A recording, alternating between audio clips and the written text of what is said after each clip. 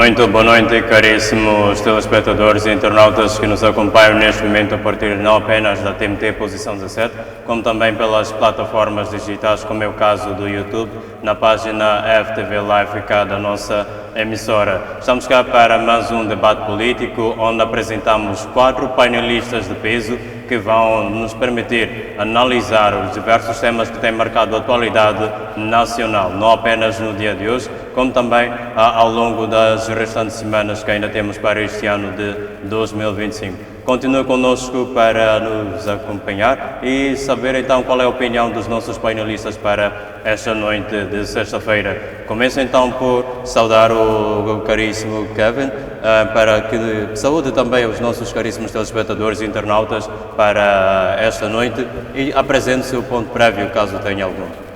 Muito boa noite, caríssimos telespectadores que nos acompanham por intermédio das diversas plataformas da FTV, como já bem disse aqui o apresentador. Sintam-se todos cumprimentados. Muito obrigado, caríssimo, e passo então a palavra ao caríssimo Camilo para que apresente também algum ponto prévio e saúde aos telespectadores e internautas. Muito boa noite a todos que nos acompanham a partir deste momento. Boa noite e obrigado pelo convite. Boa noite, caros colegas do painel. Bom, o ponto prévio, eu ia trazer aqui o ponto prévio, mas porque é um tema de discussão, eu acho que não vale a pena fazer a introdução do meu ponto prévio para depois nós podermos discutir ao longo do programa. Certo. Muito bem, Dr. Camilo. Vamos agora passar a palavra ao Dr. Pangaia, que também vai poder saudar os caríssimos telespectadores. Muito boa noite, Dr. Pangaia. Boa noite para si, boa noite, colegas do painel. Boa noite, telespectadores. Vamos poder partilhar aquilo que é a geopolítica nacional. Ponto prévio. Tenho 2. Há conflito no Ministério da Saúde. 2 órgãos estão a coabitar o mesmo edifício para o seu funcionamento. Estamos a falar do Instituto Superior de Ciência de Saúde e o Instituto de Ciência de Saúde de Maputo. Portanto, uma instituição que é do nível superior e a outra do nível médio.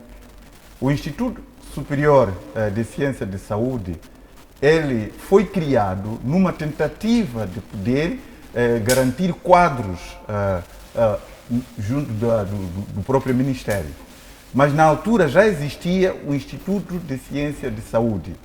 Então, quando se pretendia poder formar quadros superiores, construiu-se um novo Instituto de Ciência de Saúde, portanto, uma instituição do nível médio no Infulene.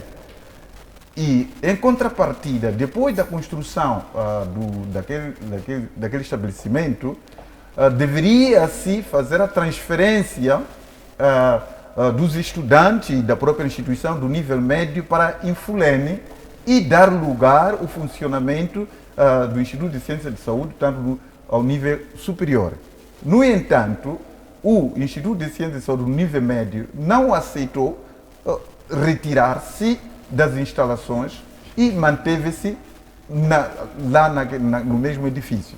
Assim sendo, as 2 instituições passaram a coabitar o mesmo edifício. No entanto, o Instituto no nível médio acabou ficando com a maior parte das salas de aulas, é responsável por todos os dormitórios, do refeitório também, e também disso, o anfitriado, assim como laboratórios, estão sob a alçada do Instituto de Ciência de Saúde do nível médio. E o Instituto de Ciência de Saúde do nível superior, quando pretende usar os laboratórios, pretende usar o refeitório, ele tem que requerer ao Instituto de Ciência de Saúde do nível médio. E muitas vezes o nível médio ele indefere, às vezes, a utilização, por exemplo, do anfitriado. Então, neste momento, porque na cidade de Maputo temos 2 instituições do nível médio, essa que está a funcionar dentro do Hospital Central e outra, aquela que está a funcionar em Fulene, aquela que está lá onde está a coabitar, quase que tem muito poucos estudantes. razão pela qual que a maior parte das salas estão fechadas, que são de pertença desse instituto do nível médio. Enquanto isso, o instituto do nível superior tem muitos estudantes e, por conseguinte, já não tem salas suficientes para eles, daí estarem a alugar salas nas outras instituições. Enquanto no próprio edifício tem salas de aulas fechadas. Para além disso, o Instituto Superior de Ciências de Saúde, ele recebe estudantes provindos de todo o país, mas os dormitórios estão sob alçada da instituição do nível médio. A maior parte delas também fechadas. Os estudantes do nível superior não podem hospedar-se ali. Estão por aí assim a alugar vários sítios e muitos deles até a correr risco de várias ordens. Então, era importante que o Ministério da Saúde ponha a mão na consciência e intervenha esta situação. Não faz sentido que, e para além disso, o Instituto de Ciências de Saúde que está lá no Infulene, a maior parte das salas também não estão ocupadas. Não tem estudantes lá. Então, por que não transferir esses estudantes que estão aqui no ensino médio para o Infulene e deixar aquelas instalações para o Instituto Superior de Ciências de Saúde? Então, temos esse esbanjamento de recursos que o Ministério da Saúde está a colocar. Salas fechadas, a maior parte dos quartos de dormitórios também fechados, o refeitório quase que não consegue abarcar nada e não é permitido nenhum estudante do ensino superior que utilize o refeitório. Então, não faz sentido coisa desta natureza. Duas instituições que se pregam para formar quadros para a mesma instituição e criar esse cenário. O outro ponto prévio tem a ver com a resposta que a equipe de gestão da Dugongo Cimento apresentou no dia 20 deste mês, através de um jornal, justificando-se o fato de não poder vender o cimento a um preço até 300 meticais. Dentre outras questões que já sabemos, existe aquela questão de ter que vender o cimento barato para a África do Sul como forma de poder babar divisas. O que mais quero comentar aqui é relativamente a outra desculpa que adiciona a essa de babar divisas. Eles dizem que o maior problema aqui é que também a autoridade reguladora de concorrência, ela não permite que as empresas elas pratiquem um preço excessivamente baixo, porque isso pode constituir uma concorrência desleal. E eles até deram exemplo de que em 2022 a Dugongo Cimento teve uma multa pesada pelo fato de praticar preços muito abaixo daquilo que deveria, que está no mercado nacional. Agora, a pergunta que eu levanto é aqui, afinal, estamos ou não na economia do mercado? Por que cada um pode vender o seu produto de acordo com o custo de produção, no lugar de poder impor às empresas a poder criar situações de equilíbrio em relação à produção do outro? Porque isso aqui não faz sentido para mim. Para além daquela, a desculpa que mais cola aqui, só pode ser essa da imposição dessa autoridade reguladora de concorrência, que faz com que a Dugongo esteja naquele valor. Essa questão de divisa provavelmente não é o fundo do que faz com que o preço seja mais alto. Então, eu queria recomendar aqui de que, se nós estamos na economia do mercado, nós devemos deixar que as instituições pratiquem os preços dos seus produtos de acordo com o custo da produção. No lugar de querer comparar, olha, o fulano, ele consegue produzir com custo X, então você não pode vender o seu produto a um preço mais baixo que ele, porque senão vai fazer cair o outro. Isso não faz sentido. Então, se fosse assim, também não teria se permitido a entrada de produtos chineses no país. os produtos chineses estão a fazer cair a muitos outros concorrentes também, que não conseguem trazer preços mais baixos em relação aos produtos chineses. Certo. Mas esses aqui não são proibidos. Por que está a proibir um recurso que é bastante importante para resolver problemas de habitação e criar situações dessa natureza? Então, essas políticas tendentes a esfrear o progresso de Moçambique, o progresso do desenvolvimento econômico de Moçambique, o governo deve estar atento a isso. Não podemos aceitar uma situação dessa. Aqui há umas duas justificativas díspares. Para mim, eu pego nessa questão da autoridade de reguladora de concorrência, que está por detrás dessa questão. E a do Gongo não explica.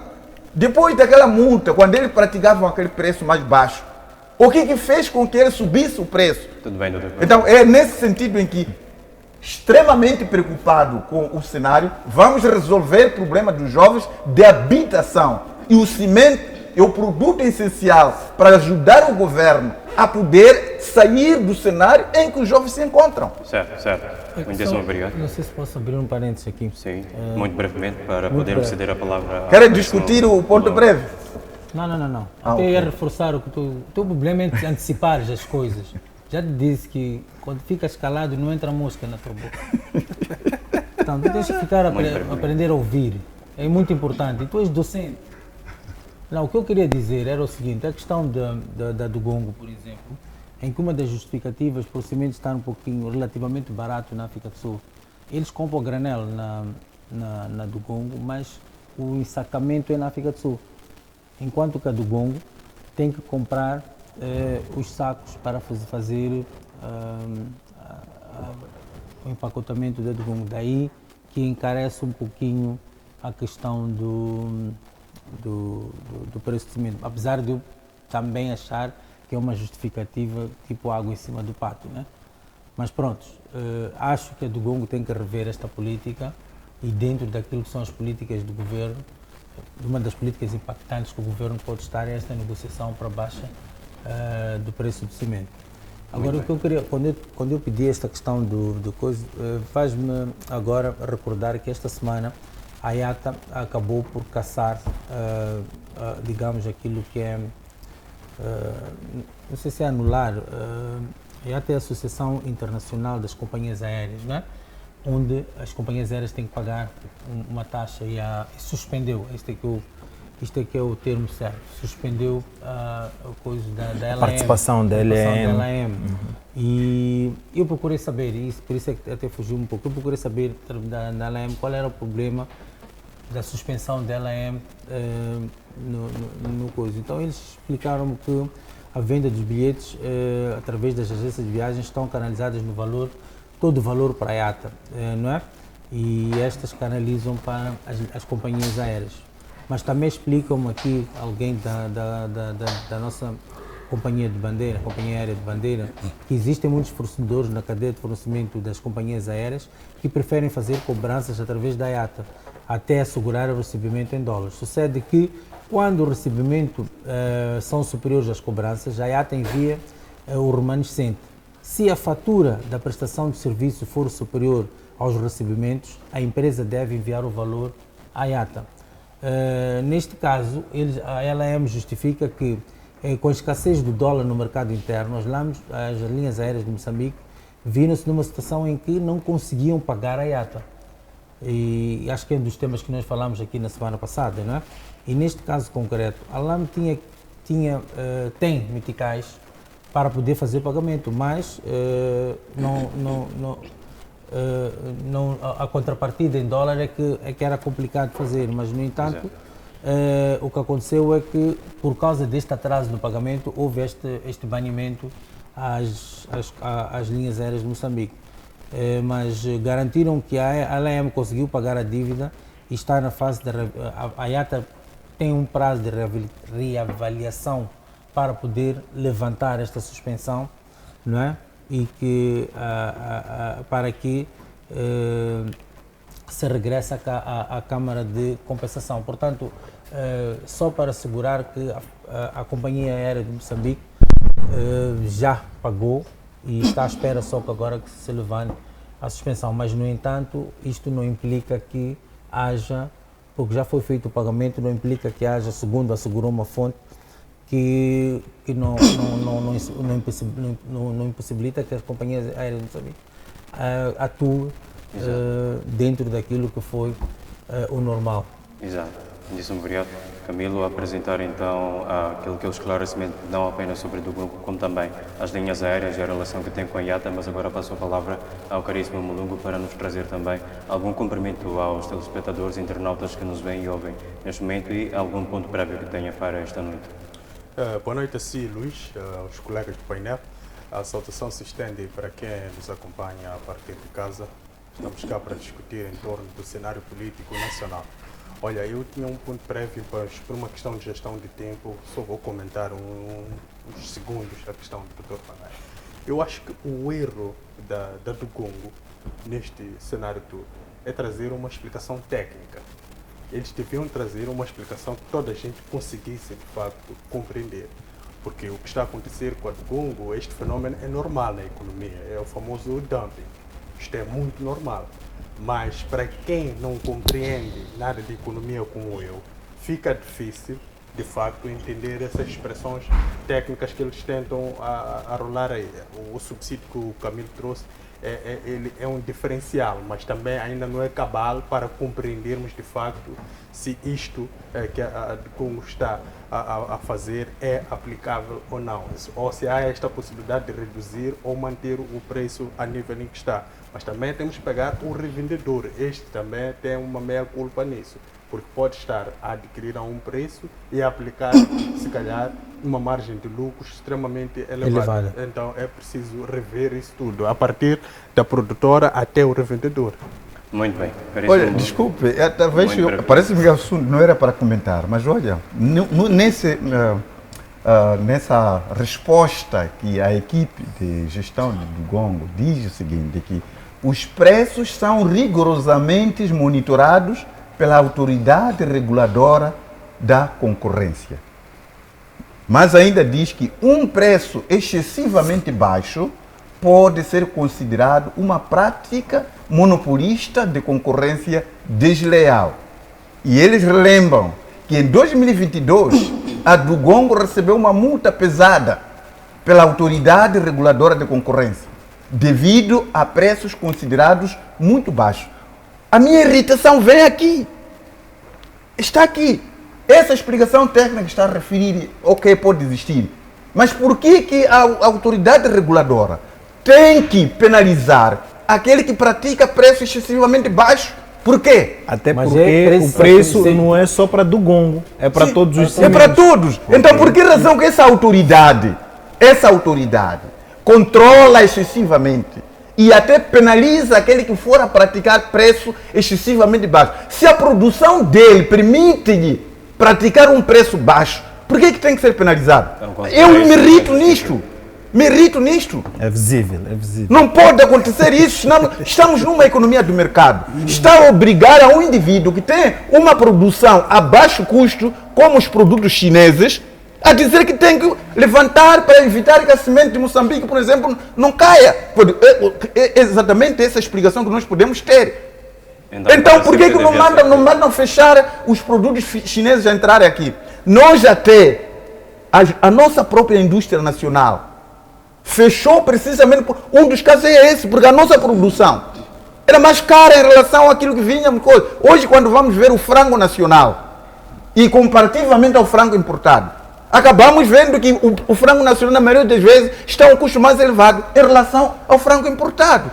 Mas nem com isso inibiu-se a entrada do frango importado. Não se inibiu. Mas por que essa autoridade reguladora faz uma coisa dessa?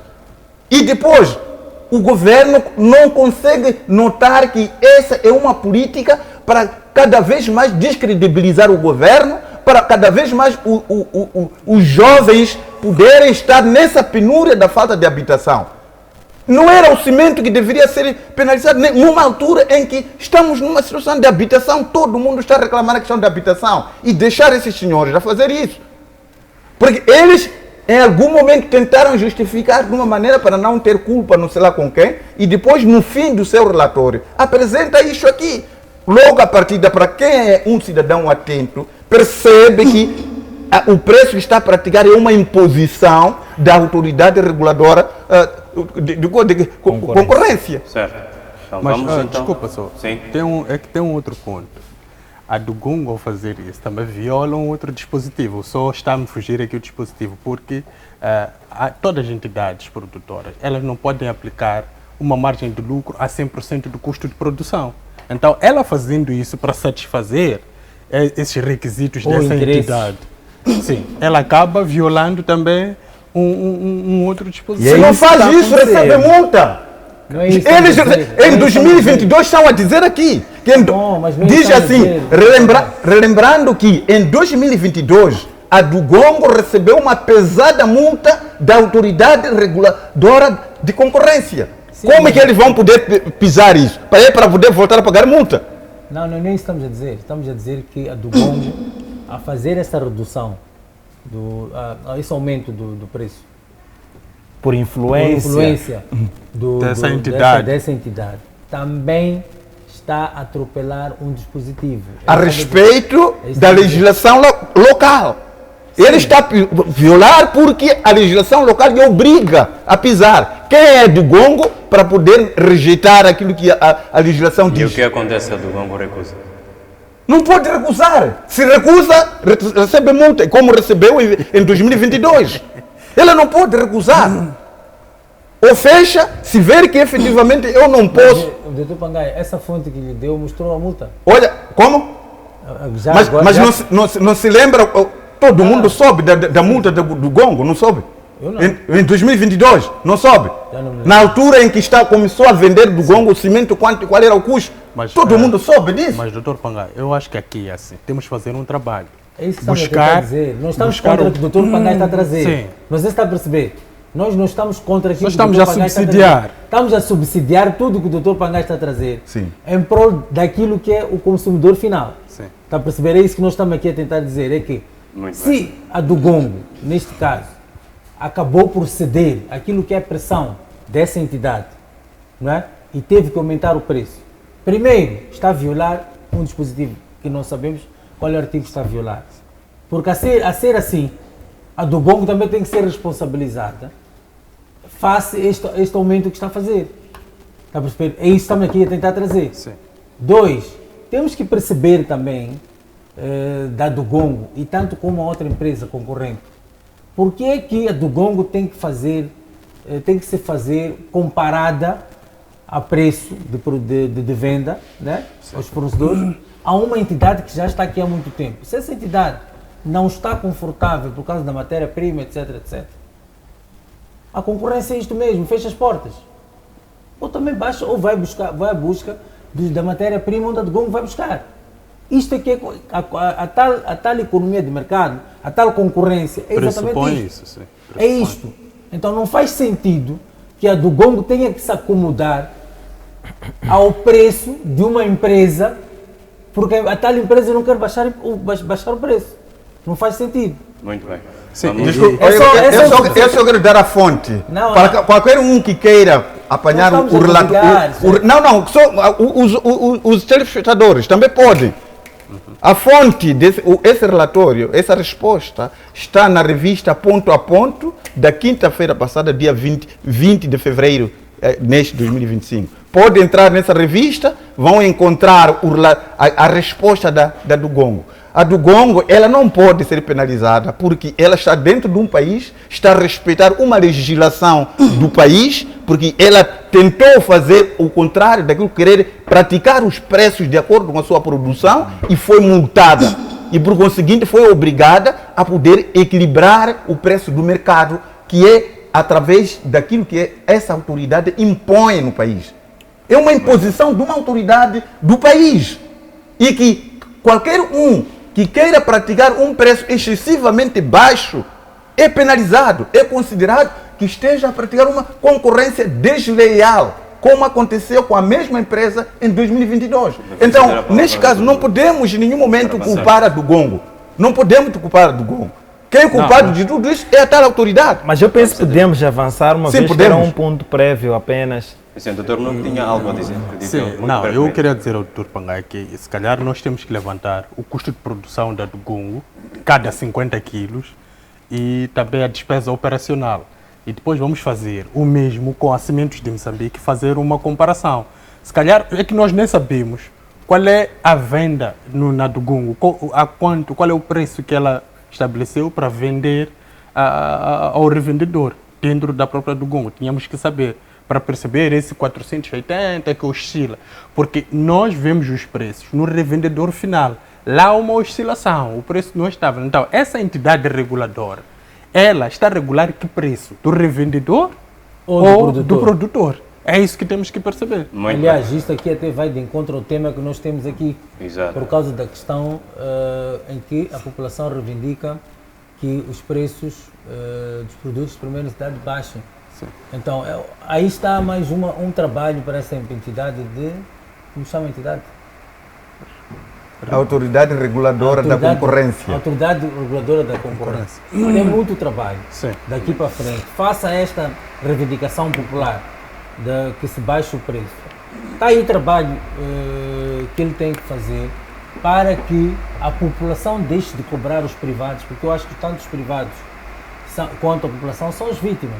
Aquele senhor da loja também é vítima, porque ele adquire os produtos onde adquire, ao preço que adquire e põe a sua margem para poder ganhar. Sim. Então não faz sentido que, até desculpa, já estamos no tema, não faz sentido que, quer dizer, até se calhar faz, mas não acho que seja coerente que a população exija que o cantineiro tenha, como eu vi em muitos vídeos, o preço do povo, não o preço da Frelimo, não é? Então, não faz sentido muito que o povo exija que esse cantineiro tenha o preço do povo, porque eles nem equacionaram o preço da aquisição do produto, seja do arroz, da farinha, do óleo, do açúcar, etc. Não equacionaram isso. Não é possível alguém adquirir uma coisa a 50 e vender a 30. Não é sustentável. Sim. Para nada. Agora, estou dentro do assunto, vamos desculpar. Agora, para isto tudo poder-se, digamos, haver um equilíbrio aqui, eu acho que muita gente até fala, não, o governo não comunica, não dialoga com a população, etc. Eu acho que neste momento já não é uma questão de diálogo. De verdade, já não é uma questão de diálogo, porque a população está numa fase êxtase de intransigência, não é? Muito elevada, de já não querer conversar. Porque nós até podemos entrar na questão de qual é o papel da autoridade local, de cada sítio onde há estes picos, porque a autoridade local devia ser a primeira a comunicar com coisas. Mas eu acho que a própria população já não está, já não está... Tolerante. Já está intolerante, já não está acessível para diálogo. O que tem que acontecer neste momento? O governo está aí formado, já está formado. Já devia ter trazido uma medida impactante. E nós podemos até ligar para um tema que já está, também é daqui, foi trazido aqui para hoje, que é a questão dos combustíveis, que eu acho que um dos pilares para a redução de preços é o próprio combustível, não é? Baixar o preço do combustível. Se tu baixas o preço do combustível, muita coisa vai baixar. Agora, quando você reduz centavos, e eu não sei esta redução de centavos se foi feita em função do impacto que tem, digamos, na redução de na cadeia de valores, né? Na redução de outros preços, se foi feito esse estudo. Não sei se foi feito esse estudo, mas o que eu quero dizer e quero trazer aqui para a discussão à mesa é o seguinte, é que o governo tinha que trazer medidas impactantes, mesmo naquilo que é a reclamação da população. Se não trouxer uma medida impactante, de certeza absoluta que nós vamos continuar a ter estes focos de agitação, de convulsão social, etc, etc, descontentamento, vou usar esse termo, descontentamento social, porque cai diretamente no bolso da população. Porque se tu reduzes o preço da farinha de trigo para a produção do pão, é lógico que o pão vai baixar o preço. Agora, como o governo vai fazer isso? Se vai subsidiar, se vai fazer uma negociação com aquele que adquire ou faz a importação dos produtos, a matéria-prima, por exemplo, a farinha, e entra em negociação naquilo que eu podia chamar benefícios fiscais, por exemplo, não é? Em que aquele que é o maior importador de farinha de trigo, ou o maior importador de arroz, ou aquele que produz o óleo cá a nível nacional, e tu entras em negociações de benefícios fiscais, talvez aí fosse uma medida, na minha opinião, que tivesse impacto. Estou a falar de reduzir o IVA de 17 para 14 ou para, sei lá, para 12. Benefícios fiscais para aqueles que diretamente trazem aquilo que é o pão para a mesa da população. Aí, se calhar, a medida, eu só estou dentro de uma introdução, para depois nós discutirmos em função daquilo que são temas. Já adiantei os dois temas aqui, para nós podermos, foi uma provocação aqui do Dr. Pangaia, mas para nós dizer, o que eu quero dizer aqui é que a população neste momento, o povo neste momento, já não quer dialogar. O povo quer medidas impactantes, estruturantes. Então é isto que o governo tem que fazer. Certo. Muito bem. Não perca o fio do pensamento, caríssimo Camilo.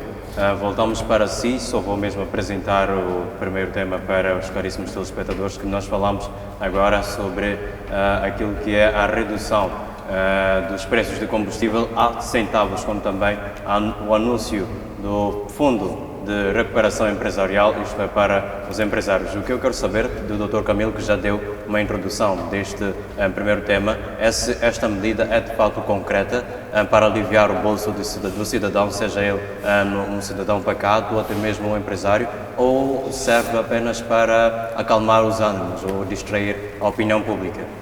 Esse subsídio que vai trazendo aqui, acredito que seja na ótica daqueles 7 milhões, quero acreditar que seja isso.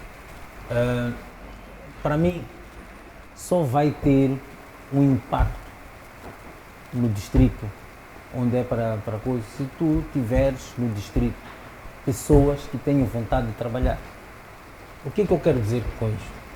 Se nós voltarmos uma espécie de comparação daquilo que foram as medidas políticas na altura do presidente Guebuza, em que meteu 7 milhões no distrito, o que se fez com os 7 milhões no distrito? Nada, porque aqueles que estão lá no distrito, os ditos administradores, não têm um projeto, não têm um programa de desenvolvimento local.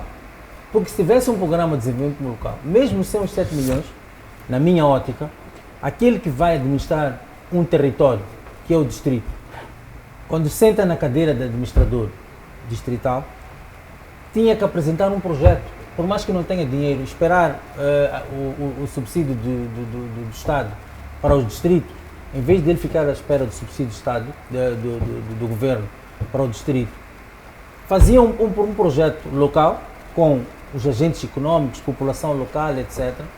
Não é? E via, através daqueles, o interesse, o que nós queremos desenvolver aqui.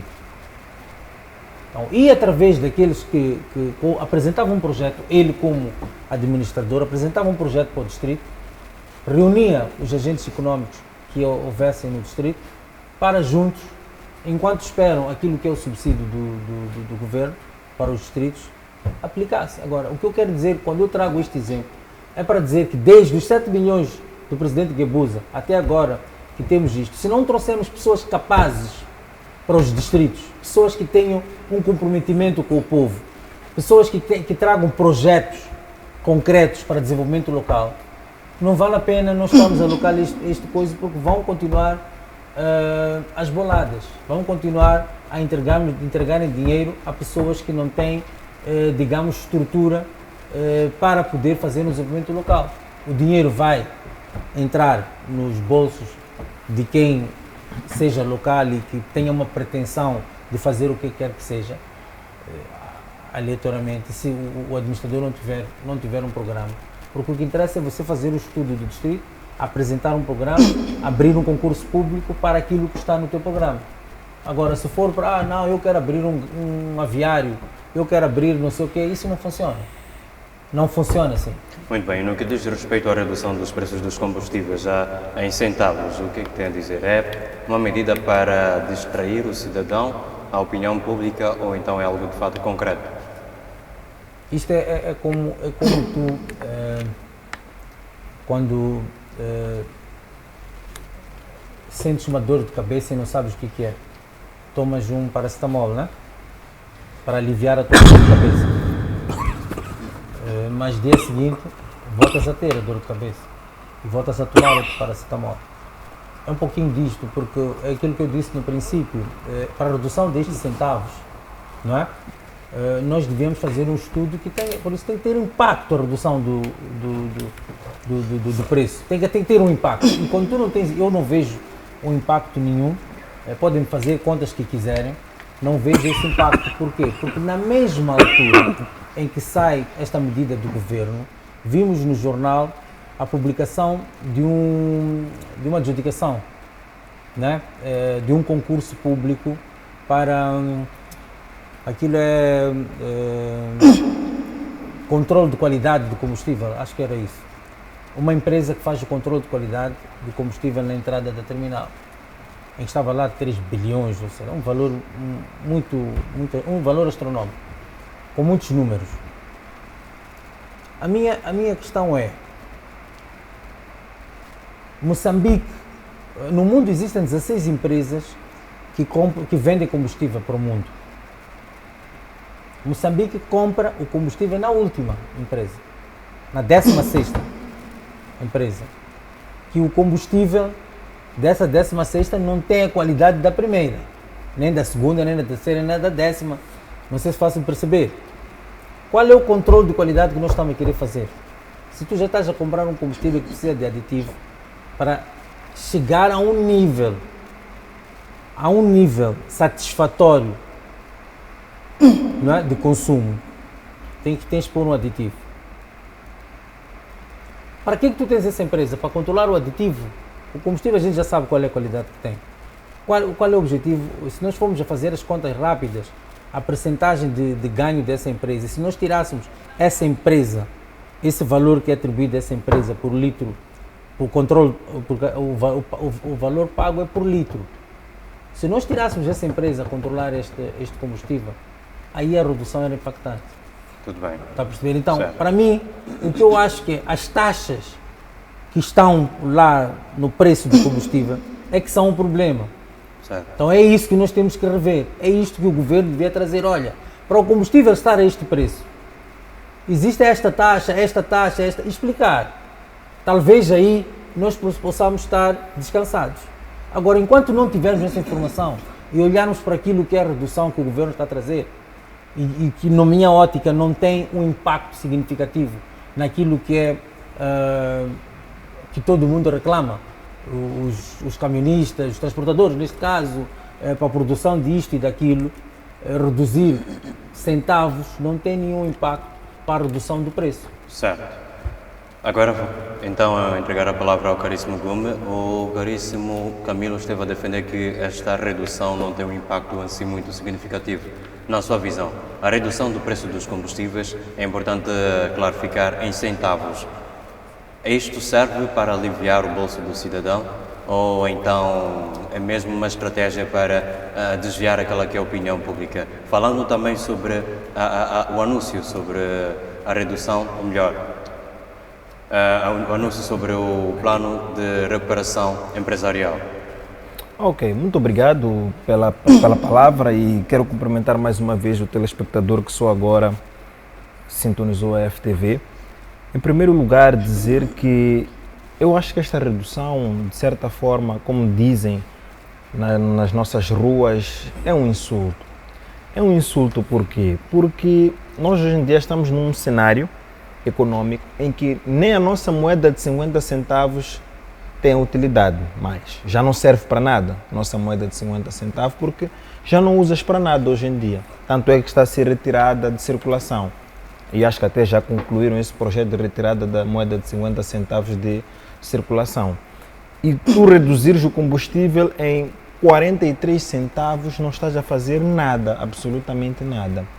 Por quê? Sem querer entrar em muitos detalhes, como estava a tentar explicar aqui o colega Camilo, o combustível ele tem, vamos dizer assim, uma espécie de fases que ele passa até chegar ao consumidor final.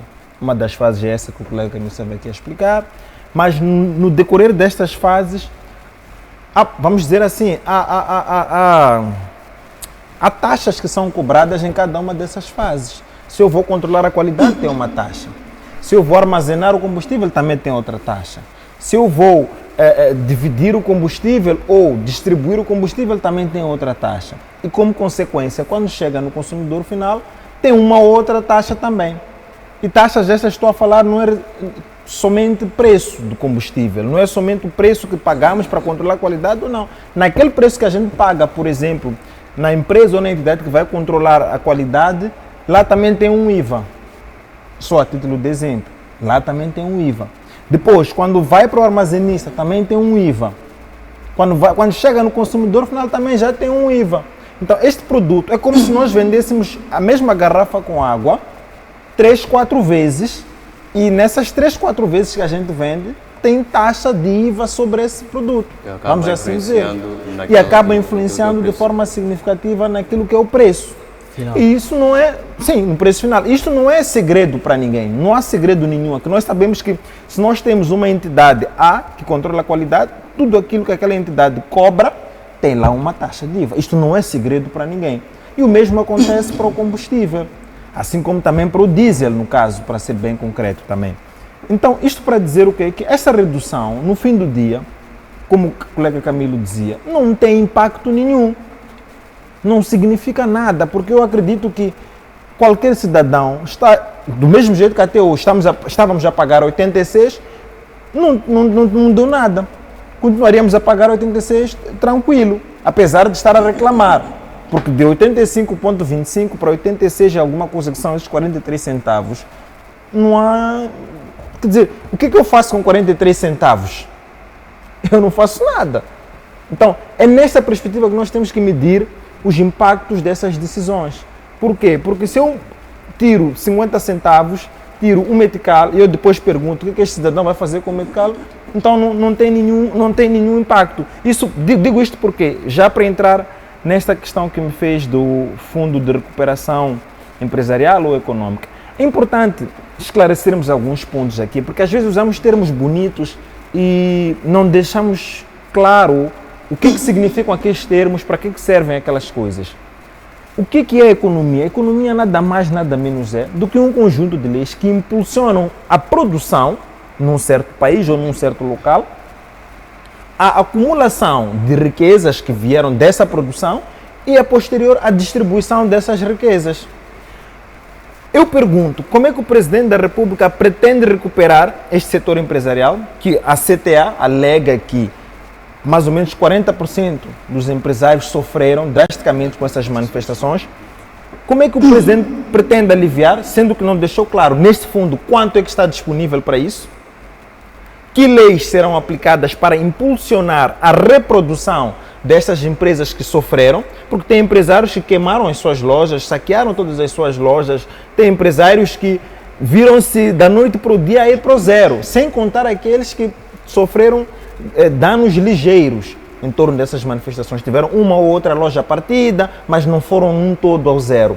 Como é que o governo pretende fazer isso? Quais são as leis que vão ser aplicadas para isso? Quais são as leis que ele está a aplicar agora para isso? O que é que ele vai fazer? Quanto é que ele vai investir para isso? E eu vi também que pretendiam criar um fundo melhor de garantia mútua bancária, que significa nada mais, nada menos do que diminuir o nível de requisitos para o financiamento de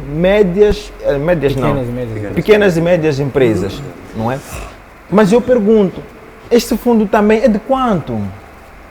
Quantos serão abrangidos neste fundo? Como é que serão abrangidos? Quer dizer, nós não podemos falar as coisas só para o inglês ver.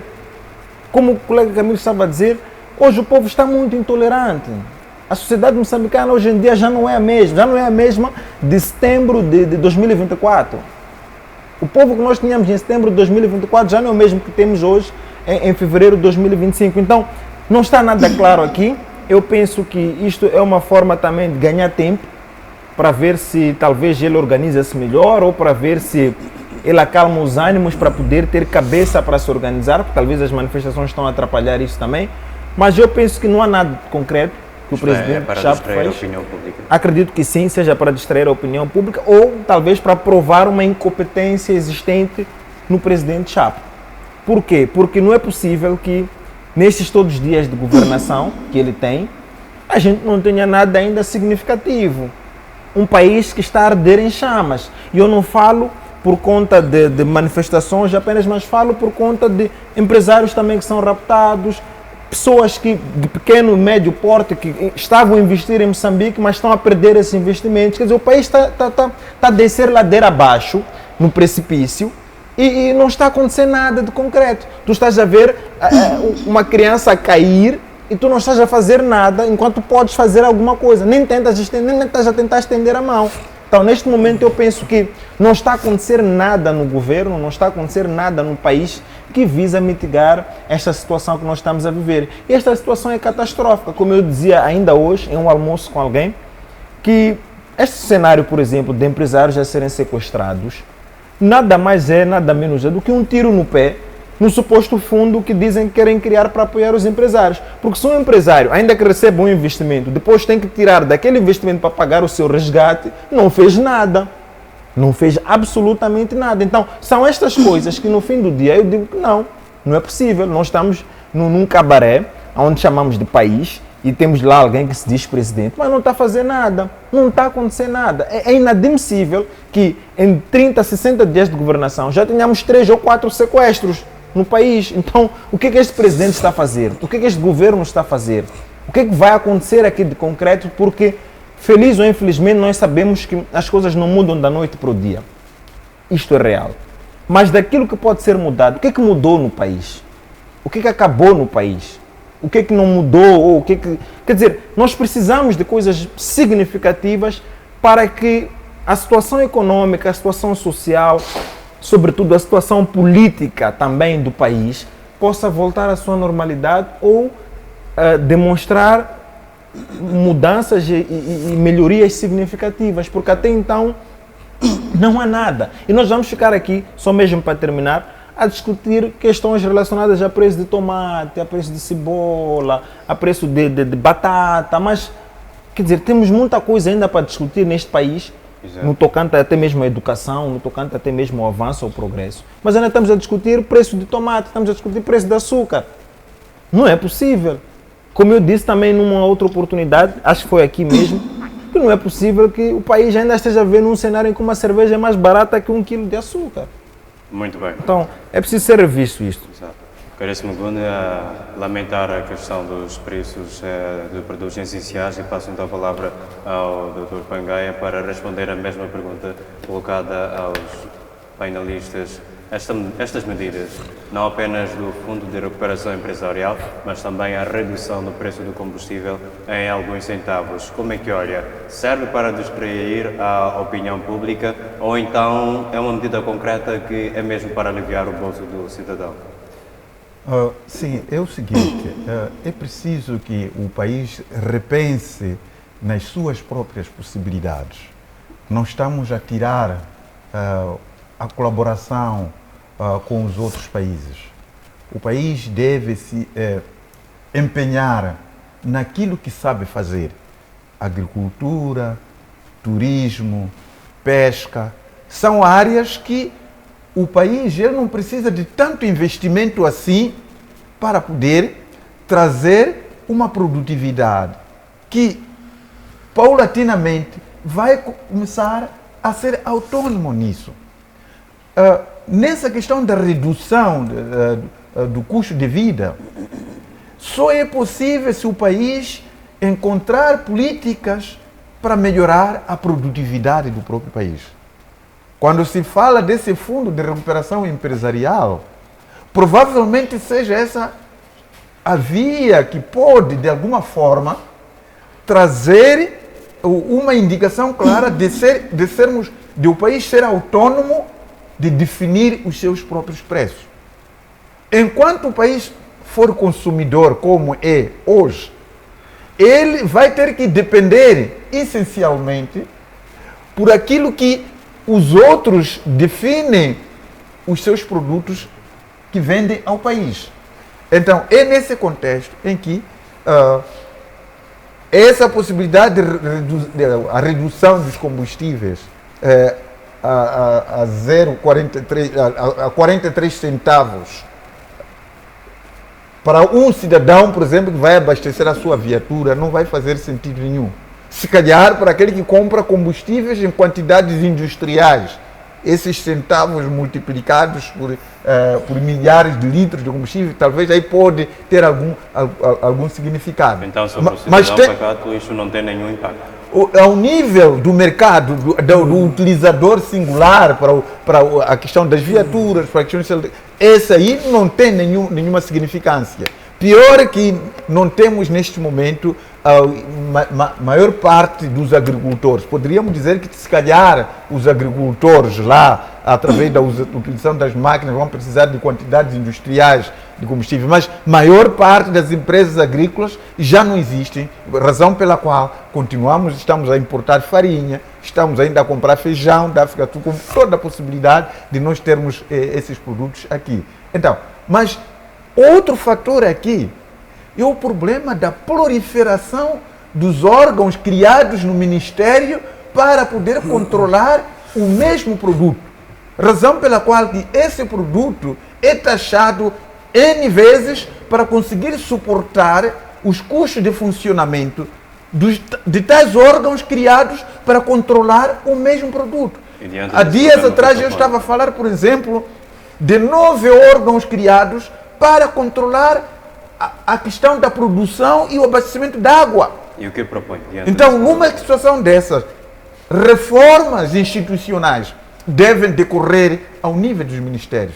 Não pode fazer sentido, por exemplo, que no Ministério das Obras Públicas e Habitação existam 9 órgãos que estejam a controlar a questão da produção, distribuição da água. Temos no Ministério das Obras Públicas e Habitação, temos a Direção Nacional de Abastecimento de Água e Saneamento. Temos a Administração de Infraestruturas de Abastecimento de Água. Temos o Fundo de Investimento de Abastecimento de Água. Temos a Administração Regional de Abastecimento de Água. 3 nas 3 regiões do país. Temos a Autoridade Reguladora da Água.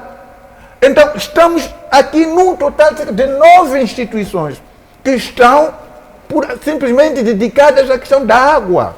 Então, vamos nessa questão dos combustíveis. O colega que estava a referir, dessa empresa de controle de qualidade. Aquela instituição, os valores que vai se pagar àquela instituição serão advindos da questão do custo de combustível. Razão pela qual vamos ter esses custos altos. Então é preciso que haja reformas institucionais junto dos ministérios para poder abater vários órgãos inúteis que foram criados só para poder acomodar algumas figuras lá. Eu posso dar posso concordar, por exemplo, com o tal gabinete que foi criado agora, não é? O controle de reforma e de projetos e da de institucional, onde o Machatini está lá colocado. Se ele efetivamente, aquele gabinete puder funcionar e poder tocar esse fato sensível em todos os ministérios, você há de ver que há muitas instituições sobrepostas. É na educação, é na saúde, é na energia. Vários órgãos criados para controlar o mesmo produto. E esse produto, no final, custa tão caro assim. Então, é preciso que nós possamos... 2 medidas, só para terminar, que tem que ser colocadas. Uma é essa questão de nós podermos melhorar a produção e produtividade no nosso país em setores que nós somos capazes.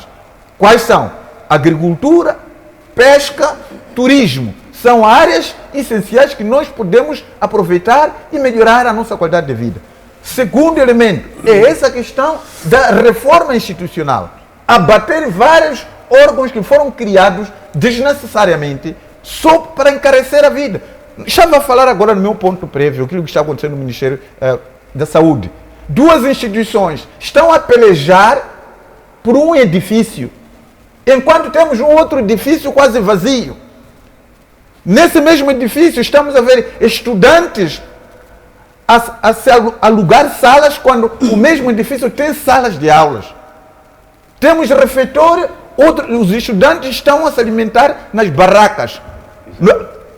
E o Ministério da Saúde sabe dessa situação. Muito bem, caríssimo Dr. Pangaia.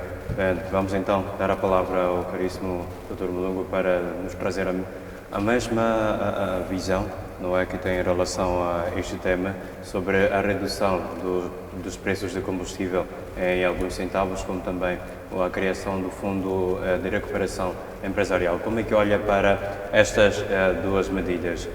A mesma pergunta, são medidas para aliviar o bolso do cidadão, seja ele pacato ou até mesmo do empresário, ou então para distrair aquela que é a opinião pública e, quiçá, também reduzir os níveis de manifestações que se tem visto no país?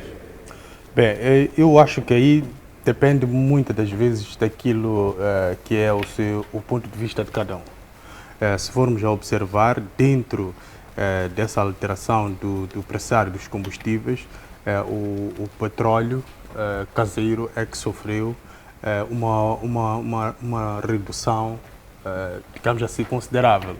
Então, considerando que ainda temos uma boa franja da população que usa o petróleo caseiro para iluminação, para confeccionar alimentos, significa que este grupo vai, de facto, se beneficiar de uma boa redução.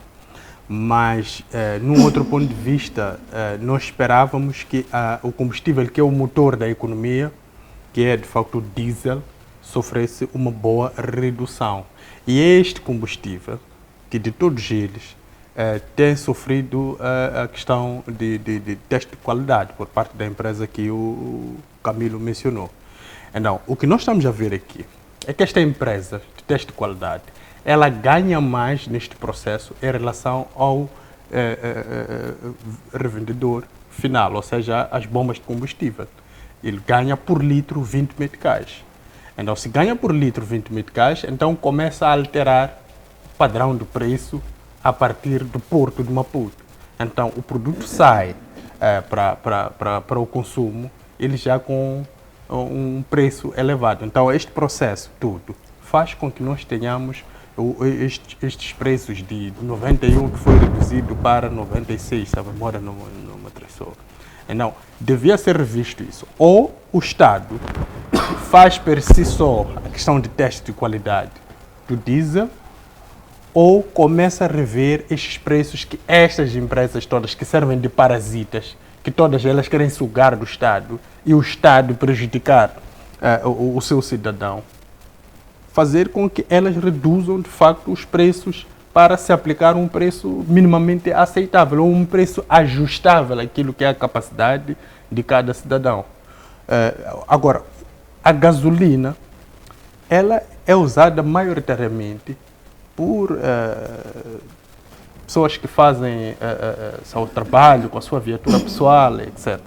Esta, sim, se calhar podia sofrer uma redução de preço num nível um pouco, se calhar, 5 a 7 meticais, 8 meticais já seria impactante. Agora, a nível de centavos, eu acho que estas medidas todas, se o governo tivesse tomado e torná-las públicas só a nível dos visados, que são as bombas ou as empresas, etc., isso seria bom. E não torná-las públicas, porque esta vem, de facto, enraivar ainda mais a população neste momento de convulsão social. Ou seja, a população tem a percepção de que o governo parece estar a brincar com aquilo que é o sentimento e aquilo que é a exigência da população neste momento. Então, era preciso, se calhar, fosse feito isso a portas fechadas, porque não é possível que alguém tenha sentado num país onde nós não usamos moedas como o euro ou o dólar, na qual 43 centavos tem um impacto muito notório num preço, para que, de facto, você pegue um metical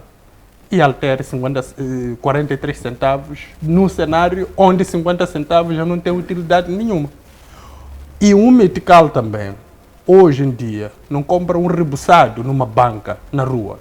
Então, compra-se um rebuçado a partir de 2 meticais. Significa que essas reduções, elas devem ser reajustadas no sentido de refletirem aquilo que são as necessidades do moçambicano. E essas empresas de controle de qualidade, se formos a ver, a mesma questão colocava a Camilo. Podemos colocar essa questão a uma empresa como a Control Gold, de inspeção de veículos. Como é que você está a inspecionar veículos num Estado ou num país onde as estradas não têm condições para proporcionar um cenário de conforto ao veículo que está a circular. Como é que você tem, num país, uma empresa como a OPSEC, que coloca selo nas bebidas, e só serve, maioritariamente, para colocar selo às bebidas que vêm de fora? As bebidas que são produzidas aqui dentro, há muita dificuldade para colocar este selo. E esta questão também faz com que agrave-se o preço desta bebida. Não estou a dizer que o preço da bebida devia se reduzir ou devia... Não, eu estou a olhar para as empresas, elas todas que foram criadas somente numa vertente de serem parasitas. Não são empresas que trazem soluções palpáveis. Então, para si, estas empresas deviam ser descartadas? Não podem ser descartadas. Elas têm o seu papel, mas os preços que elas aplicam são elevados. 20 meticais para cada litro de diesel é muito elevado. Quantos litros Porto de Maputo recebe por cada navio que chega? Então, é preciso avaliar por aí. Até 5 meticais é um valor extremamente elevado. Se nós estamos a reclamar 40 meticais da portagem, então, como é que não conseguimos reclamar 20 meticais para o processo de qualidade de cada litro de diesel? Então, eu acho que aqui há muitas coisas que devem ser revistas. Se o presidente Daniel Chapo não abrir os olhos, a equipe que está com ele vai lhe prejudicar, porque tem que satisfazer certos empresários, ou que são amigos, ou que também fazem parte do governo. É muito difícil dividir o político do empresário, porque a partir do momento em que o empresário assume-se político, ele tem poder para fazer com que a máquina funcione no sentido de obedecer aquilo que é o seu negócio. E quando o cenário é este indivíduo começa a tomar decisões somente para beneficiar o seu negócio e não para satisfazer aquilo que é o anseio de uma sociedade inteira. Muito bem. Eu continuo consigo, caríssimo Mulungu, para transitarmos para o tema seguinte, que tem a ver com a reclamação dos fornecedores que trazem medicamentos cá para o nosso país. É uma dívida que o país tem de 6 bilhões de meticais com estes mesmos fornecedores que hoje emitem então a sua reclamação. Eu quero saber de si, como é que os diferentes setores da saúde podem pressionar por soluções mais eficazes, talvez para resolver esse problema e evitar problemas futuros similares? Bem, eu acho que este tema, por acaso, não foge muito do tema que estamos a tratar. Nós temos terceirização também de questões básicas, como medicamento. Esta dívida que o governo ou o Estado tem para com essas importadoras, ela não seria muito crucial ou não teria sido agravado até esse nível se nós tivéssemos uma instituição que lida com este processo. Nós temos que ter um Estado que tenha capacidade de prever certos cenários, e prevendo certos cenários vai criar dispositivos ou vai criar órgãos que vão importar o medicamento. A título de exemplo, nós tivemos o processo de desalfandegação do livro escolar. Precisava de uma empresa que ia se pagar cerca de 1.000 milhões de meticais e meio. Eu acho que é muito dinheiro para desalfandegar o livro escolar que vai para as nossas crianças na escola primária. Então é preciso refletir em torno disto. Há coisas que são desnecessárias, porque elas vão satisfazer um determinado grupo. A este momento já não interessa muito isso. O que interessa neste momento é satisfazer a população. A população já percebeu que ela empresta o poder ao governo do dia, que o governo do dia não tem poder. Então, esta percepção, ela deve ser, de fato, muito bem avaliada pelo governo para poder trazer respostas concretas. A China lida com questões climáticas muito baixas. O que é que ela criou? Porque o seu mar congela no inverno. Criou um navio quebra-gelos para poder quebrar o gelo e permitir a circulação. Então, uma decisão tomada pelo governo neste momento para satisfazer tem que ser uma decisão concreta, muito impactante, que as pessoas percebam que, de facto, aqui há, de facto, uma vontade de alterar o panorama atual. Mas nós estamos a perceber que a cada dia emerge uma novidade. Então, a questão de escassez de medicamentos nas prateleiras das nossas farmácias e dos hospitais públicos já tem uma explicação. Afinal, é porque o governo tem uma dívida exorbitante. com os fármacos. E isto ainda vamos descobrir que, se calhar, vários outros problemas que nós temos a nível das instituições é por causa de não pagamento. Então, como é que o antigo governo deixou uma dívida deste género transitar para o novo governo? Isto é um problema. Isto é excesso de confiança, é a tal acomodação. Porque há certeza de que o próximo presidente que estará aqui será um presidente do partido no qual eu venho. Então eu vou deixando tudo de qualquer maneira. Não pode ser assim. Tem que haver um sentido de Estado, tem que haver comprometimento. Um Estado não é uma empresa da mãe Joana. É uma coisa muito séria, é uma instituição séria. E requer também uma gestão séria. Sem gestores sérios, nós sempre vamos lidar com esse tipo de coisas. Vamos ter dívidas, atrás de dívidas. A dívida pública é muito alta. Não soou estranho que o Banco de Moçambique tivesse feito aquela redução das reservas obrigatórias. Isto é para permitir com que haja disponibilidade de divisas dentro das instituições comerciais para o Estado ir buscar a título de emissão de bilhetes de tesouro. Então, nós temos que começar a ver isto tudo. É um trajeto que estamos a trilhar, mas que ele é muito minado. Então, há que abrir os olhos neste momento. A nomeação são secretários do Estado, da Cultura. Estas pessoas dizem que têm trabalho técnico, devem fazer esse trabalho técnico para que, de facto, tenhamos resultados palpáveis. Exato, então estamos ou não diante, muito brevemente, de uma futura crise sanitária, muito brevemente. Bem, vai depender de como isso tudo vai ser respondido. É um desafio para o governo atual, eles precisam responder isso. Então, os impactos como tal, isso depende muito da sua capacidade de responder a esse tipo de fenómenos. Certo. Dr. Pangaia, devolvo a palavra então para si para fazer a mesma pergunta em relação a este tema. A dívida que o Estado moçambicano tem com os fornecedores de medicamentos são 6 mil milhões de meticais. Olha, o governo moçambicano não tem apenas dívidas com os fornecedores de fármacos, como também com várias outras empresas privadas. Realizaram trabalhos, tanto encomendados pelo Estado, pelo governo, mas, em contrapartida, até hoje estão a aguardar para poder receber os seus valores. Então, essa é uma das dívidas. Mas se for a querer ver o setor, o empresariado privado ali, você vai encontrar que há muitas empresas que neste momento estão a fechar, precisamente porque realizaram uma determinada obra e no fim não estão a aguardar para poder receber seus honorários.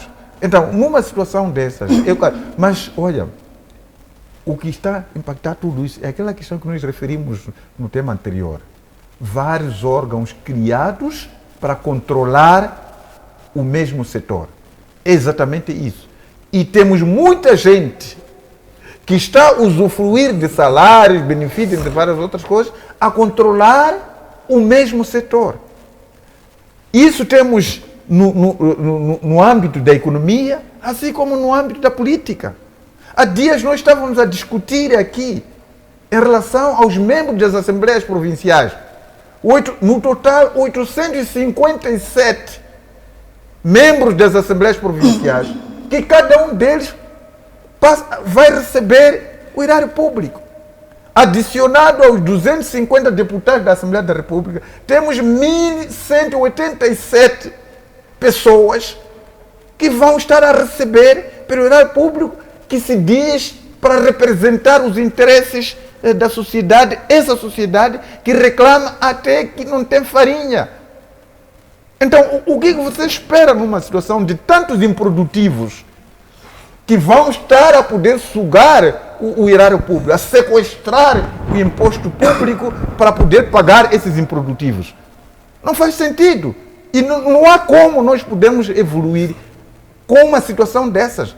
Então, o que está a acontecer aqui é que nós temos que analisar as políticas que aqueles que estão na liderança estão a aceitar implementar no nosso país. O maior problema é esse. As políticas que estão sendo implementadas no nosso país têm em vista de frear o desenvolvimento econômico de Moçambique, aumentar cada vez mais a pobreza e manter, neste caso, a convulsão que o país hoje passa. Essas instituições são, por excelência, produtoras de pobrezas, produtoras de pobres, porque eles ganham com os pobres. E nós estamos a aceitar isto. É por essa razão que, ainda no debate anterior, falei disso, uma bandeira gigante da União Europeia na sala da União Africana, na tomada de posse do João Lourenço. Estava aí praticamente coberto da bandeira da União Europeia naquilo que é o Palácio do Coisa da União Africana, onde a própria União Africana, cujo orçamento é financiado em 75% pela União Europeia.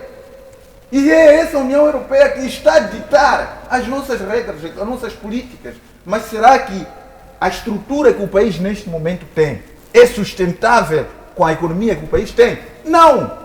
E quais são as medidas que podem ser As medidas que têm que aparecer é levar a consciência das nossas lideranças para poder abandonar as políticas impostas que estão a sendo colocadas. Mas não pode abandonar essas políticas porque eles estão a ser financiados. Então acredita Eles que estas se políticas... beneficiam por representar interesses desses senhores. Então eles estão a ser beneficiados. Têm todas as mordomias em seu setor, na sua família, no seu dia a dia, para melhor representar. Porque esses senhores, eles, como dissemos sempre, formam os cidadãos para representar seus interesses. Financiam a esses, dão tudo, inclusive a mordomia fora do país.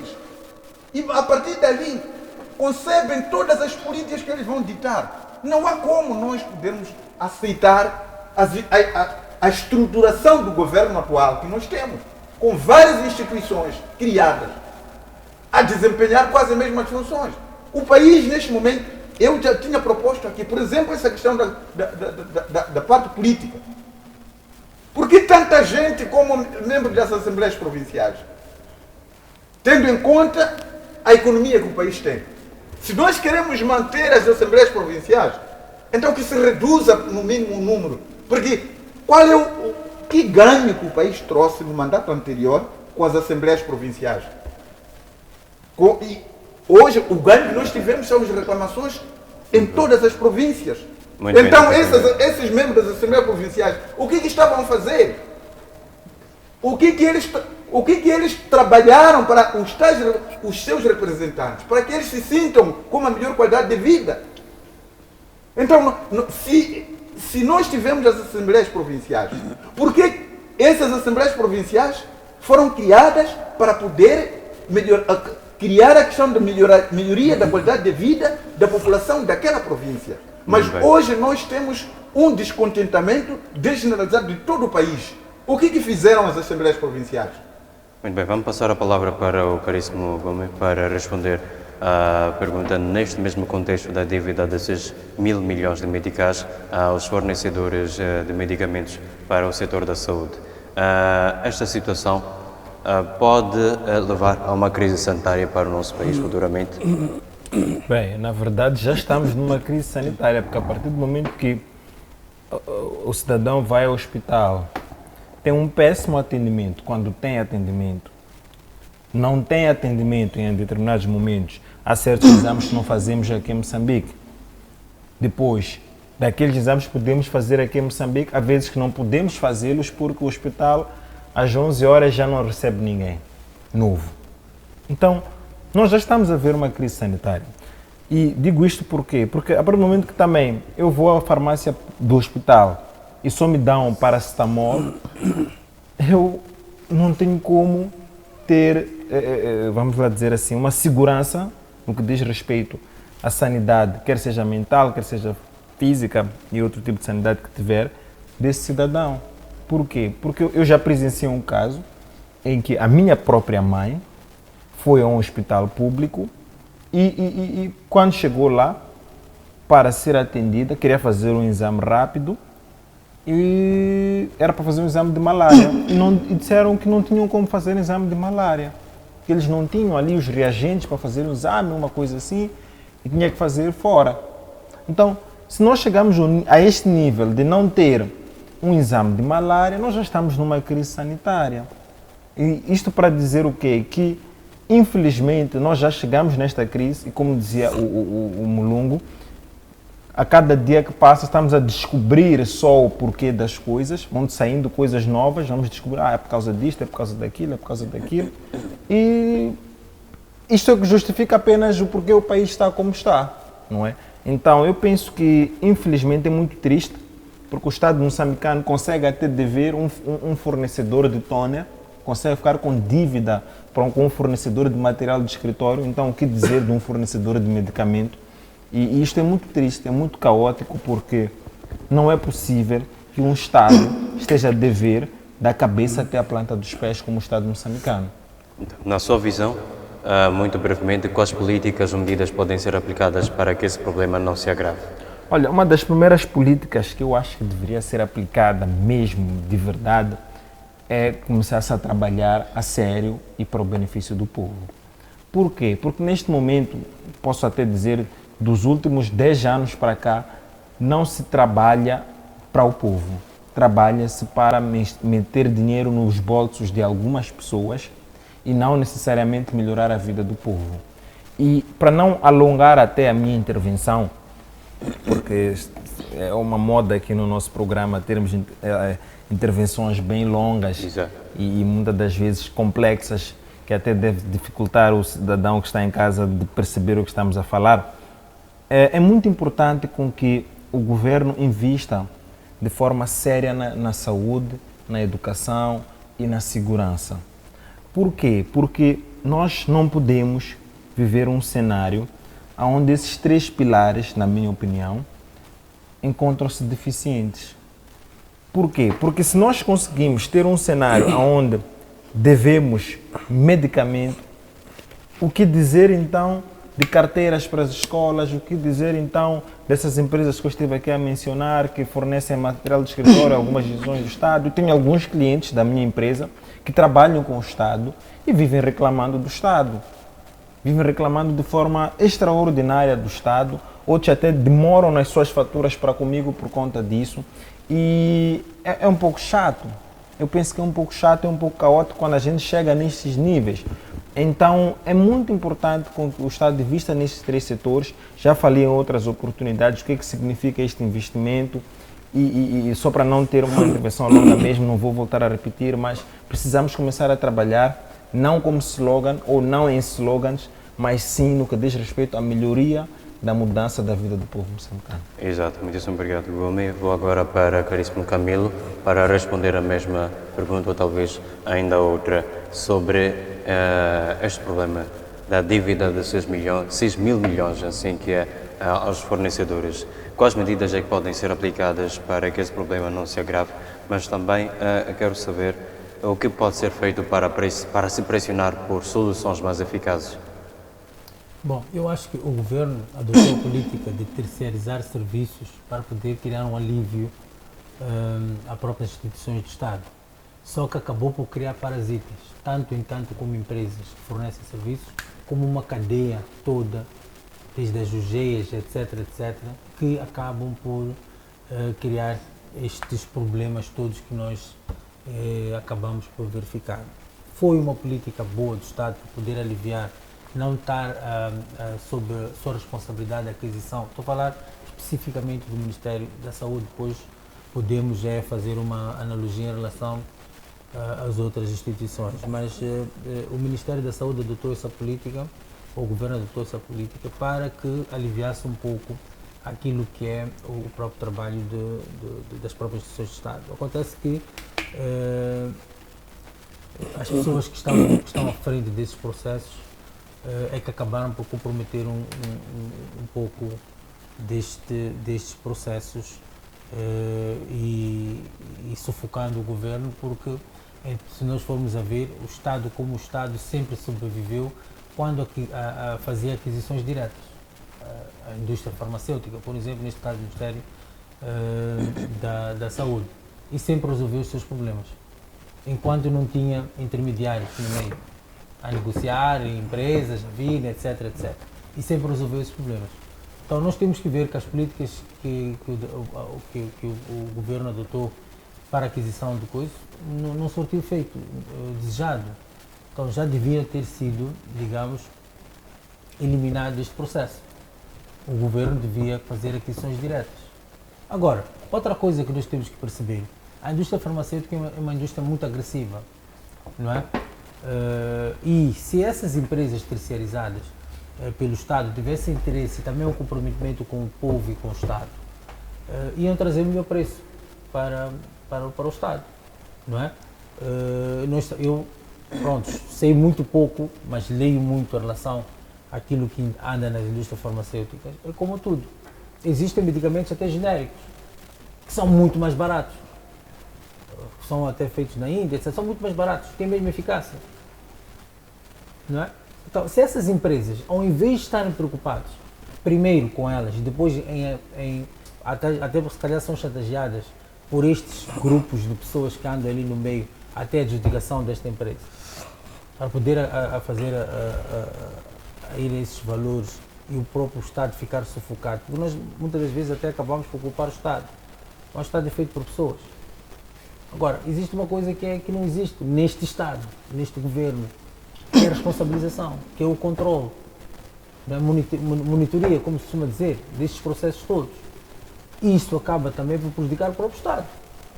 No fim de contas, o maior culpado disto tudo é o próprio Estado. Porque se terceirizou uma coisa, devia primeiro supervisionar isto tudo, este processo todo, não é? Para que não haja estes parasitas todos no meio e criar este fogo para o próprio Estado.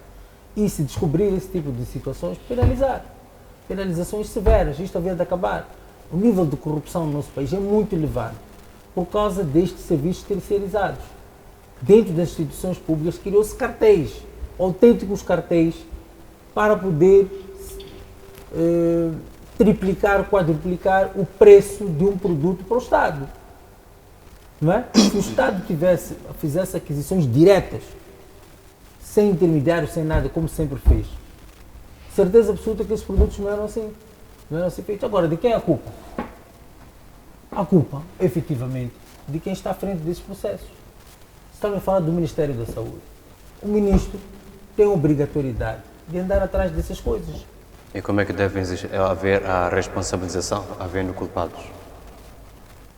Tem muitas formas de responsabilizar, até cadeia. Porque estes assuntos, de verdade, não penalizam só o Estado. Penalizam o povo.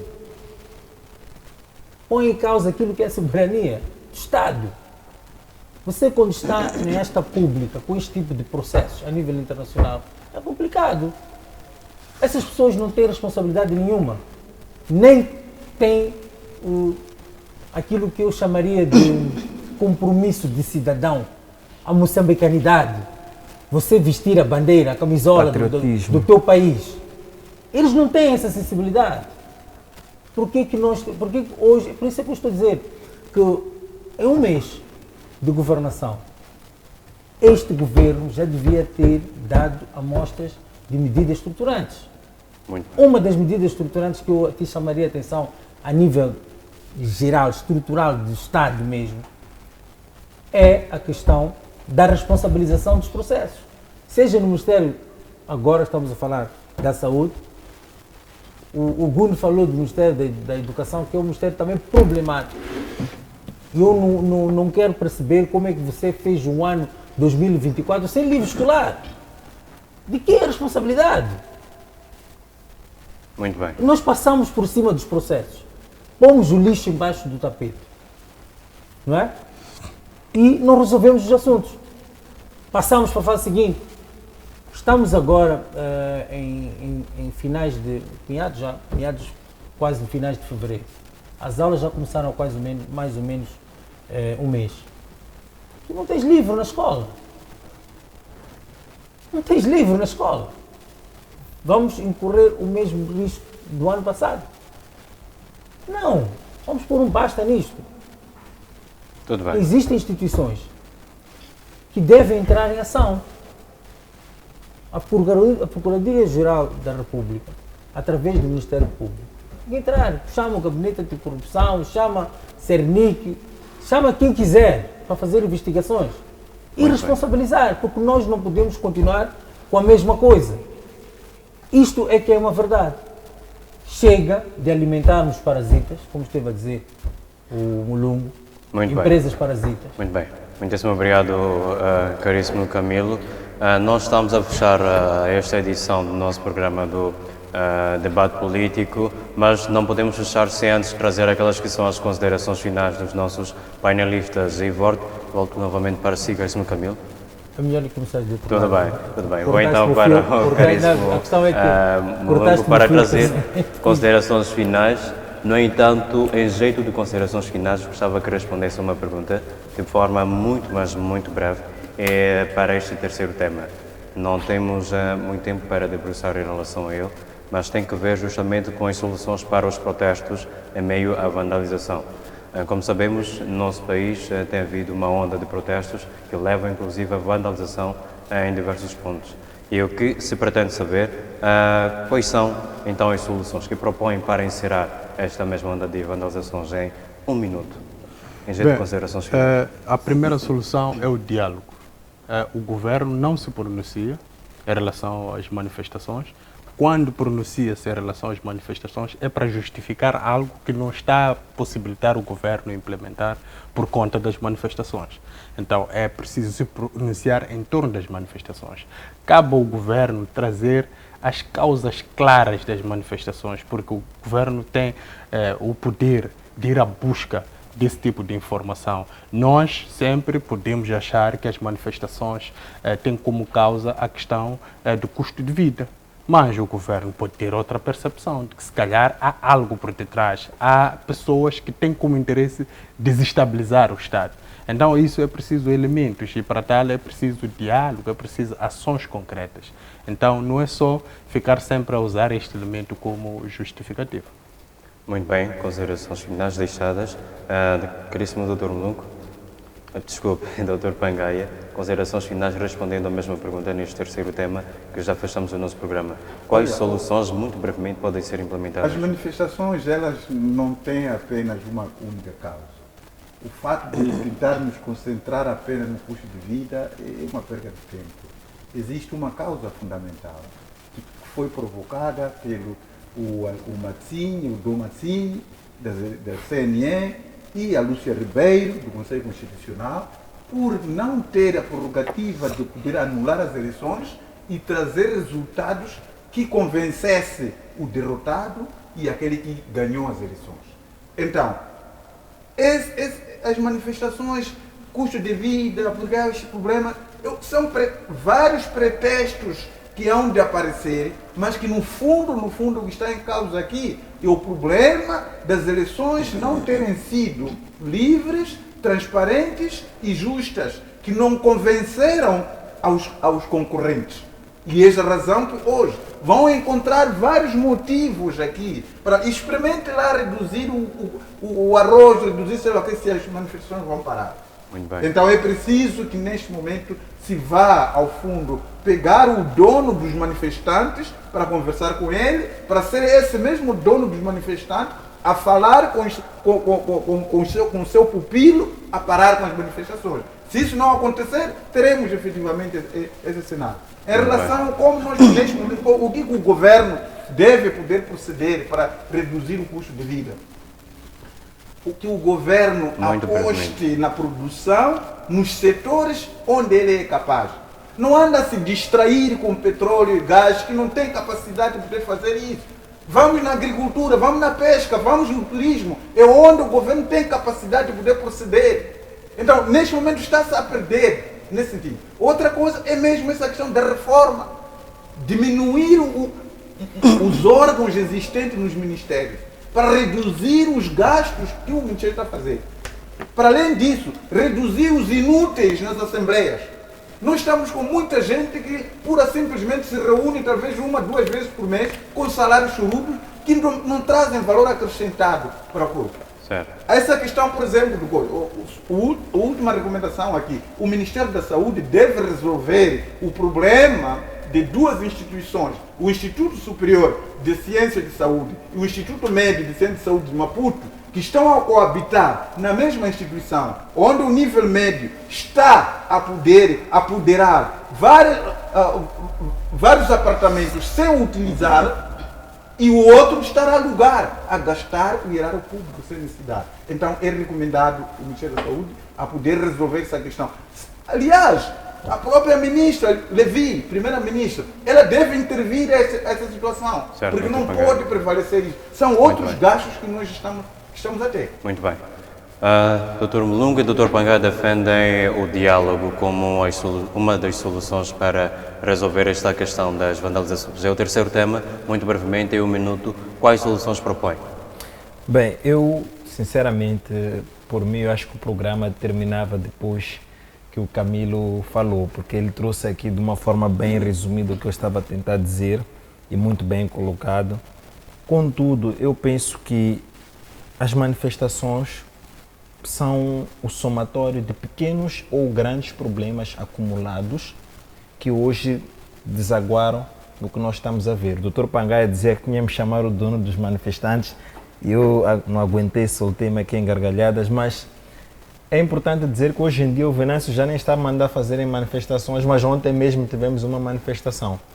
Então, para dizer o quê? Que no fim do dia realmente é necessário sim um diálogo com o Venâncio Mondlane, mas um diálogo aberto, no sentido de que, não num sentido de exposição do que estão a falar, precisamente, se for o caso, mas num sentido de assumir-se o Venâncio Mondlane como sendo alguém que tem grande influência a nível nacional e não só a nível nacional, como tem sido um caso de interesse ou um caso de apreciação a nível internacional também. Nunca se viu um político que fez o que Venâncio Mondlane fez em Moçambique.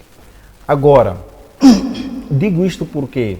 Porque enquanto nós continuarmos a marginalizar a imagem ou a figura do Venâncio Mondlane como sendo um manifestante, um desordeiro, um indivíduo que não merece crédito nenhum, o que nós estamos a fazer é perpetuar os problemas, é perpetuar esta situação que nós vivemos. Então é preciso que a gente reconheça o Venâncio Mondlane como alguém que tem influência, porque não é novidade para ninguém que os resultados das eleições são problemáticos. Não é novidade para ninguém. O próprio presidente Daniel Chapo sabe disso, certo. Reconhece isso. Se não reconhecesse isso, não teria sentado com o antigo presidente Nyusi, que era para ver negociações. Certo. Ele reconhece que houve problemas nessas eleições, ele reconhece que os resultados talvez não são tão reais como parecem ser. Para ser mais preciso, ele sabe que ele não ganhou as eleições. Muito bem. Então não é novidade para ninguém, isto todo mundo sabe. Então deveria ser um pouco mais humilde, como foi o Razak Manique, em pedir os caminhões de Chimoio e sentar com o Venâncio Mondlane e assumir ele como uma figura importante para a negociação. Eu volto a dizer, não faz sentido ele estar a sentar com os partidos políticos. Não faz sentido, até mesmo o traidor do Forquilha não significa nada mais para esta população. Em menos de um mês ele deixou de significar alguma coisa, o partido dele deixou de significar alguma coisa para este povo. Então não faz sentido o presidente voltar a me chamar alguém que em um mês já não significa nada, outro que nunca significou nada há quase 2 anos, e vir sentar com eles e dizer que vai sentar para resolver este problema. Então, na minha opinião, e isto indigna muito, não porque tem questões partidárias envolvidas, até porque eu não sou de nenhum partido político, mas isto está muito, muito indignado, porque como um cidadão, como um empresário, e assim como outros empresários, nós estamos a ver um cenário em que nós não podemos dar passos para frente, e temos alguém lá que diz que é presidente da República. Isto é brincar com a nossa cara. Certo, isto é brincar com a nossa cara quando o presidente senta com os partidos políticos e diz que vai resolver esta situação. Então é muito importante que o presidente, que na minha opinião não é presidente, tome isso muito a sério. Nós estamos a andar para trás enquanto temos alguém que deveria resolver este problema e devia sentar com este indivíduo, resolver este problema, sairmos desta situação, e não está a acontecer. Vai sentar com o Forquilha. O Forquilha já conquistou o que queria, que era ter um lugar no Parlamento, e está aí todo sorridente para cima e para trás. Muito bem. Então é preciso levar isto muito a sério. Só um minuto para poder fundamentar 30 segundos. Porque eu disse o 30 segundos. Venâncio Mondlane é dono dos manifestantes. Mas não havia necessidade. Os manifestantes estão a cumprir o decreto.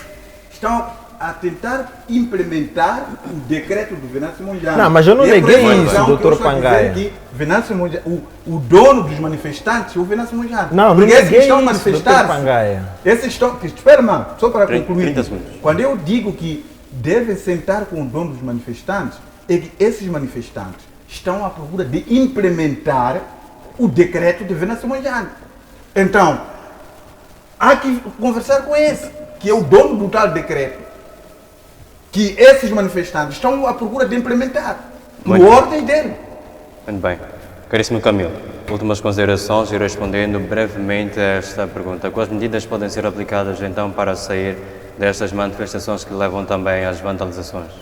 Bom, primeiro dizer que pelos vistos aqui o Dr. Pangaia está a cumprir na íntegra o decreto do Venâncio Mondlane. E este assunto aqui das manifestações já não é um assunto venancista. É um assunto que eu acho que chama de consciencialização popular. O Venâncio só trouxe assuntos que nós todos sabíamos, os problemas todos que nós sabíamos, não é? Insistiu com os problemas, incutiu na cabeça dos problemas. Hoje já é chamada consciência popular. Hoje a voz muda do povo moçambicano tornou-se audível e até com atitudes. Esta é que é a realidade. O que nós temos que fazer, tanto como governo, em vez de estarmos aqui a exaltar quem quer que seja, ou idolatrar quem quer que seja, é olharmos para aquilo que eu falei no princípio, que são as medidas estruturantes. O povo, neste momento, clama pela barriga. Não há outra coisa. Quando o povo vai à busca de preços baixos, é por causa do nível elevado do custo de vida. Certo. O governo, neste momento, tem que olhar para esta problemática e adotar uma medida, seja ela paliativa ou não. Até pode ser paliativa, não é? Que seja uma medida paliativa ou então uma medida definitiva, não sei. Mas que o governo tem que ter uma medida mesmo impactante neste quesito, não é? Para poder parar com isto, porque a população quer preços baixos do arroz, do óleo, da farinha, do açúcar, quer isso. Até porque é por isso que escolhem um novo presidente ou procuram um novo presidente. Agora, para ti, já que o presidente ganhou as eleições, não temos que contestar isto, não é? Isso nós não temos que contestar, é o presidente que ganhou as eleições. Mas o que eu quero dizer, nem é discutir isso, se eleições, quem ganhou, quem perdeu, porque já não vou chorar ou não vamos atrás do leite derramado. O que neste momento nós temos que encontrar, temos um problema sério. Ao sairmos daqui, podem criar uma barricada aqui na Praça dos Heróis e nós não vamos para casa. Muito bem. Então como é que nós temos que resolver isso? Diálogo, eu já disse que não é possível, porque o povo está intolerante, tem que ser com medidas impactantes. Já não há, eu acredito que o diálogo, porque já vimos que o poder local é fraco, eu falei isto. O poder local é fraco, não tem capacidade de dialogar com o povo.